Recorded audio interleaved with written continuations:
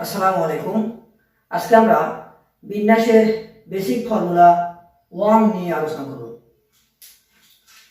ধরো একটা বাসে 5টা সিট খালি আছে এবং সেই বাসে 5 জন মানুষ উঠেছে, A B C D E. এখন এই 5 জন মানুষ এই বাসের 5টা সিটকে কত উপায়ে ফিল আপ করতে পারবে আমরা একটু দেখব। ধরো এই বাসের প্রথম যে সিটটা, এই স্থানে বসার জন্য আমার হাতে মোট 5 জন মানুষ আছে। প্রথম স্থানে এই 5 জনের যে কোনো একজন বসবে। সো এই প্রথম সিটটা ফিল আপ করার জন্য আমার হাতে অপশন কয়টা? 5টা। ধরো প্রথম সিটে আমি এইকে বসাই দিলাম, তাহলে আমার হাতে এখন লোক আছে 4টা। তাহলে দ্বিতীয় সিটে এই 4 জনের যে কোনো একজন বসবে, তাহলে দ্বিতীয় সিটে বসার জন্য আমার হাতে অপশন 4টা। ধরো বিকে দিয়ে সিটটা ফিল আপ করলাম, এখন লোক আছে 3টা। তৃতীয় সিটে বসার জন্য আমার হাতে লোক এখন 3টা, অর্থাৎ অপশন 3। দ্বিতীয় সিটে উঠবে অপশন 2। প্রথম সিটে এখন একজন বাকি আছে, তো একজনকে এখানে বসা দিলাম। এখন খেয়াল করো, এই যে বাসের সিটগুলো ফিল আপ করা, এই পুরোটা ছিল একটা কাজ এবং এই কাজটা 5টা সেগমেন্টে বিভক্ত ছিল। সো আমরা জানি গণনার গুণনবিধি অনুযায়ী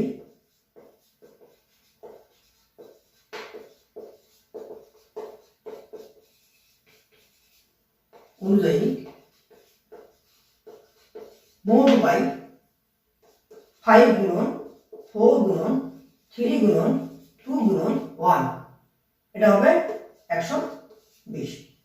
এখন একটু খেয়াল করো, এই যে আমি 5 গুণ 4 গুণন 3 গুণন 2 গুণন 1 লিখলাম, এই বিষয়টাকে বলা হচ্ছে ফ্যাক্টোরিয়াল 5, অথবা এটাকে এভাবেও লেখা যায়। একটু খেয়াল করো, আমাদের লোক ছিল 5 জন এবং বাসে সিট ছিল মোট 5টা। এই 5টা ভিন্ন ভিন্ন সিটকে আমরা 5 জন ভিন্ন ভিন্ন মানুষ দিয়ে ফিল আপ করতে পারছি ফ্যাক্টোরিয়াল 5 উপায়ে। এখন যদি আমার কাছে সিট থাকতো nটা এবং মানুষ থাকতো n জন, তাহলে n সংখ্যক সিটকে n জন মানুষ দিয়ে কত উপায়ে ফিল আপ করতে পারতাম? ফ্যাক্টোরিয়াল n উপায়ে। তাই আমরা বলতে পারি n সংখ্যক ভিন্ন ভিন্ন জিনিস থেকে সবগুলোকে নিয়ে ফ্যাক্টোরিয়াল n উপায়ে সাজানো যায়। এটি একটি সূত্র। এখন আসি ফ্যাক্টোরিয়াল বিষয়টাকে। খেয়াল করো, ফ্যাক্টোরিয়াল 6 মানে 6 থেকে 1 পর্যন্ত গুণফল, এটা হবে 720। ফ্যাক্টোরিয়াল 5 মানে 5 থেকে 1 পর্যন্ত গুণফল, কমবে, এক এক করে কমবে, 120। ফ্যাক্টোরিয়াল 4 মানে 24। ফ্যাক্টোরিয়াল 3 মানে 6। ফ্যাক্টোরিয়াল 2 মানে 1। ফ্যাক্টোরিয়াল 1 মানে 1। তোমাদেরকে আমি সাজেস্ট করব 1 থেকে 6 পর্যন্ত এই ফ্যাক্টোরিয়ালের মানগুলো মুখস্থ রাখা, কারণ ঢাকা ইউনিভার্সিটি পরীক্ষায় ছোট ছোট ক্যালকুলেশন করতে যদি তোমাদের সময় লেগে যায়, তাহলে তোমরা অনেক পিছিয়ে থাকবে। সেজন্য এই মানগুলো মুখস্থ থাকলে তোমরা খুব দ্রুত মানগুলো বসিয়ে অঙ্ক করতে পারবা। এখন একটু খেয়াল করো, এখানে বলা হয়েছে যে ফ্যাক্টোরিয়াল 1 মানে 1, তাহলে ফ্যাক্টোরিয়াল 0 মানে কত? তোমাদের কাছে কোশ্চেন যে তোমরা ফ্যাক্টোরিয়াল 0 মানে কত, এটা বাসায় চিন্তা করবা। এখন একটু খেয়াল করো, ফ্যাক্টোরিয়াল 6 আমি যদি এই 6টাকে হাত দিয়ে ঢেকে দিই, তাহলে এখান থেকে শুরু করে এই যে এখানে এই বিষয়টা কিন্তু ফ্যাক্টোরিয়াল 5, অর্থাৎ ফ্যাক্টোরিয়াল 6 মানে আমি 6টাকে বাইরে রেখে বাকি পার্টটাকে ফ্যাক্টোরিয়াল 5 বলতে পারি। অনুরূপভাবে আমি যদি বলি এই 5টাকে হাত দিয়ে ঢেকে দিই, তাহলে এই যে এখান থেকে শুরু করে এই বিষয়টা এখান থেকে এটা ফ্যাক্টোরিয়াল 4। তাহলে ফ্যাক্টোরিয়াল 5 মানে 5টাকে বাইরে রেখে ভিতরে আমি 1 বিয়োগ করব। সুতরাং আমরা বলতে পারি যে ফ্যাক্টোরিয়াল n মানে nটাকে বাইরে রাখবো এবং ভিতরে n থেকে 1 কমাবো। এটি একটি সূত্র। মনে রাখবা, যে কোনো ঋণাত্মক সংখ্যার ফ্যাক্টোরিয়াল অসংজ্ঞায়িত। এখন আসি আরেকটা ঘটনা। ধরো যে একটা বাসে 3টা সিট খালি আছে, কিন্তু এবারে বাসে লোক উঠছে মোট 5 জন। এখন তোমার কাছে প্রশ্ন যে এই 3টা সিটকে এই 5 জন মানুষ কত উপায়ে ফিল আপ করতে পারবে? একটু খেয়াল করি, এখানে 5 জন মানুষ বাসে উঠবে, উঠে দেখবে যে প্রথম সিটটা খালি। সো ওই প্রথম সিটে এই 5 জনের যে কোনো একজন বসতে পারবে। সুতরাং আমাদের প্রথম সিটটা পূরণ করার জন্য আমার হাতে মোট 5টা উপায় আছে, অর্থাৎ 5 জন লোক আছে, সুতরাং প্রথম শিফটে আমরা পূরণ করতে পারি 5 উপায়ে। ধরো এ কে এখানে বসা দিলাম, তাহলে আমার হাতে এখন লোক আছে কয়টা? 4টা। তাহলে দ্বিতীয় শিফটটা আমি যা ভাবে পূরণ করতে পারি, আর লোক আছে 3টা। তৃতীয় শিফটটা তাহলে আমরা 3 ভাবে ফিল আপ করতে পারি। এখন গণনার গুণন বিধি অনুযায়ী আমরা কি করব? আমাদের অপশন সংখ্যাগুলো গুণ করে দেব। তাহলে মোট উপায় 5 গুণন 4 গুণন 3। এখন এখানে হবে 60। এখন আমি চাচ্ছি কি 60 না লিখে আমি এটাকে ফ্যাক্টরিয়াল বানাবো। কিভাবে বানানো যায় একটু খেয়াল করো। এটাকে ফ্যাক্টরিয়াল বানাতে হলে এখানে একটা 2 এবং 1 গুণ করতে হবে।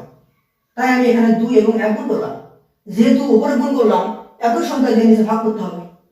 তাহলে আমরা উপরে এই বিষয়টাকে বলতে পারতেছি ফ্যাক্টরিয়াল 5 এবং নিচে এটাকে বলা হচ্ছে ফ্যাক্টরিয়াল 2। আবার এই জিনিসটাকে আমরা বলতে পারি উপরে ফ্যাক্টরিয়াল 5 আর ফ্যাক্টরিয়াল 2 মানে কি 5 - 3, 5 থেকে 3 বাদ দিলে 2। এটা কেন বললাম? এটা করার কারণ আছে। এই যে আমরা ফরম্যাটটা পাইলাম, এই ফরম্যাটটাকে বলা হচ্ছে 5p3। 5p3 কথাটার মানে কি?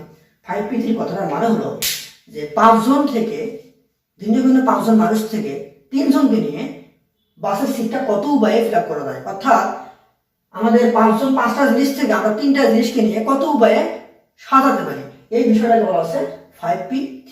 তাহলে একটু দেখে দেখে তোমরা বলো দেখি, এখানে যদি 5p3, এখানে npr। 5p3 মানে আমি উপর লাইনে লিখলাম, তাহলে এখানে কি বলা যায় একটু দেখে দেখে বলো।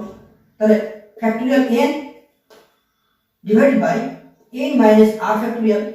কারণ এখানে ফ্যাক্টরিয়াল 5 এবং কি করলাম ফ্যাক্টরিয়াল 5 থেকে 5 - 3 বিয়োগ করলাম। তো অনুরূপভাবে npr মানে উপরে ফ্যাক্টরিয়াল n এবং নিচে n - r বিয়োগ করব। একটু চিন্তা করলে তোমরা এখানে মিলাতে পারবা। তাহলে এটিও একটি সূত্র। এখন আমরা এই সূত্রে r সমান n বসাবো। r সমান n বসে আমরা কি পাই একটু খেয়াল করি। তাহলে np r জায়গায় n, এখানে n, n মাইনাস এখানে n, r জায়গায় n বসালাম। তাহলে npn উপরে ফ্যাক্টরিয়াল n, নিচে n থেকে n বাদ দিলে ফ্যাক্টরিয়াল 0। এখন npn এই কথাটা মানে আমরা কিন্তু প্রথমেই পড়ে আসছি যে আমাদের যদি n সংখ্যক ভিন্ন ভিন্ন জিনিস থেকে সবগুলোকে নিয়ে আমরা ফ্যাক্টরিয়াল n উপায়ে সাজাতে পারি। এই কথাটা বলতেছে তোমার কাছে n সংখ্যক ভিন্ন ভিন্ন জিনিস আছে, সেখান থেকে তুমি n সংখ্যককে নিয়ে সাজাইছো। তো এই বিষয়টাকে আমরা বলি ফ্যাক্টরিয়াল n। তাই আমি npn এটার পরিবর্তে ফ্যাক্টরিয়াল n বসা দিলাম। এখানে ফ্যাক্টরিয়াল n, এখানে ফ্যাক্টরিয়াল 0। এই 0টাকে আমি বাম পাশে ভাগ করলাম, তাহলে এটা ভাগ হবে। তো ফ্যাক্টরিয়াল 0 মানে factorial n divided by factorial n, অর্থাৎ ফ্যাক্টরিয়াল 0 মানে 1। মনে রাখবা ফ্যাক্টরিয়াল 0 মানে 1।